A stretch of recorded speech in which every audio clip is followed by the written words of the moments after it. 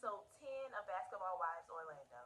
So we start with Megan trying to cleanse herself of all of the negative energy and resentment that she has towards her mother so she can move forward with her boyfriend and start a family of her own. She invites a lady over to Sage and cleanse her and all of that. But if you're going to keep answering the phone when your mama call you for Diddy tickets, that negative energy going to come right back. That's the type of mama you need to cut off completely. That's the only way she's going to be able to heal. Now, Neek has also dealt with an absent parent. Her father was never in her life. I think she said she probably only saw him about 4 times throughout her entire life. Sound like Papa was a Rolling Stone, because she also said she has like 17 other siblings. And her dad was in the streets and, whatnot. But now he has reached out to her and he is interested in meeting up. And that is typically how it goes when you have an absent parent and you see that your kid has grown up to be successful and famous and all of that. They typically want to come back around and apologize. So I don't know if this is genuine, but Neek seems to be a very nice, forgiving person. So if she cool with it, then cool. Ashley is holding a wellness event for all the ladies. So she invites them all. Everyone shows up, including Morgan, even though she admits that she is feeling some type of way towards Danielle because she attended Ashley's autism event. But here you are attending her wellness event. I've been keeping this close to my chest, but it is odd to me that Danielle has been going to Ashley's events lately. It's cool every once in a while, just like today, because I am getting something out of it. But I thought Danny and I shared a dislike for Ashley. Both events were positive and for a good cause, so I don't see her issue. And then I don't know why she kept saying that Danielle was attending a lot of Ashley's events. She attended one. And even then, she texted you and told you she was going. So they see each other at the event. Danielle gives her a hug. And then she kind of just like brushed her off after that. So it was just very weird. You have to learn to sleep on your side. That's why I told you got to get that pregnancy pillow. Messy Nikki sees Megan and Ashley avoiding each other. So she walks over to Ashley and brings her to Megan so Megan can tell her her issues. Did you get a chance to talk to Ashley? She's right over there. All right, I'm going to get her attention in. Megan expresses how she didn't like how Ashley was talking about her podcast and calling it disgusting. She didn't call the podcast disgusting. She said what they were talking about was disgusting. But then Megan said, my podcast is disgusting, but I heard that your house turns into a brothel on the weekends. Which she heard from Danielle, who heard from Morgan, who heard from, guess who? Mulan. Mulan caught running her mouth once again. Mulan is the messiest one in the group, clearly. Now, if you don't know what a brothel is, it's basically a sex dungeon, a whorehouse, if you will. Now, like I said, Megan was wrong because Ashley did not say the podcast itself was disgusting. She said what they were talking about was disgusting, which it was. And it was definitely over the top. But Ashley pretty much paid Megan dust. So why are you talking about my house like that, though? You said that my podcast was disgusting. I said what he was talking about. And everyone at our circle felt the exact same way. So, But Ashley, why would I believe you? all right. We have nothing else to talk about. Okay.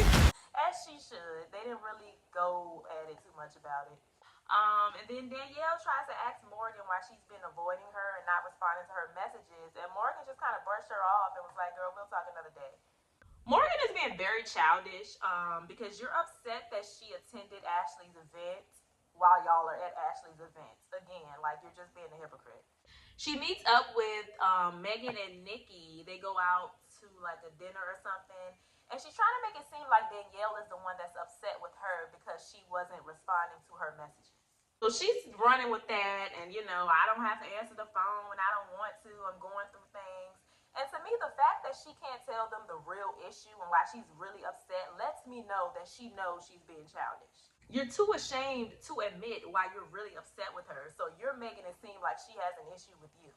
So Neek meets up with her father and asks for an explanation as to why he wasn't in her life. Contrary to how Megan's meeting went, her father actually took accountability. This went way better than Megan and her mother's conversation. So Neek decides to give him another chance. Like I said, she's a very forgiving person, and I love that for her. And the father seemed genuine as well. So we'll see where that goes.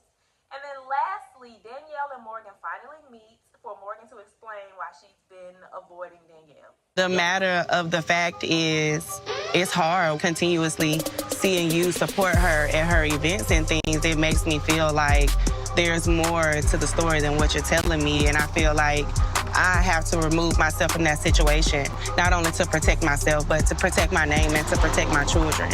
I really wish that Morgan would stop saying that Danielle attended so many of Ashley's events. Girl, it was one event. It was one event. Danielle just asked her, like, girl, what's up? I've been calling you about Rashad. You ignored me. You paid me dust at the wellness event. What's the issue?